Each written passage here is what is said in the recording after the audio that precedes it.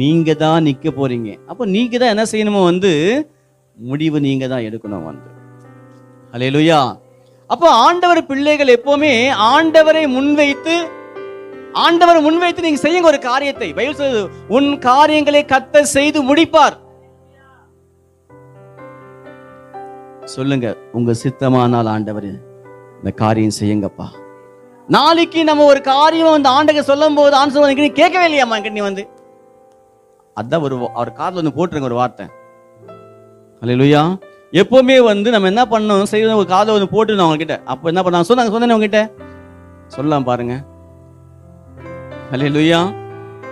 ஆண்டவர் சொல்றாரு, பராக்கிரமசாலியே சொன்ன உடனே அவனுக்கு உடனே கோபம் வருது. எப்படி நீ சொல்லுவீங்க என்ன பார்த்தா? அப்படி என் குடும்பம் பார்த்தா எப்படி பாரு. இப்போ என் கர்த்தாவே, இவ எல்லாம் ஏன் சம்பவிக்கிறீங்களுக்கு எல்லாம் நீங்க இருந்தா தானே, எல்லாம் ஏன் வாழ்க்கையில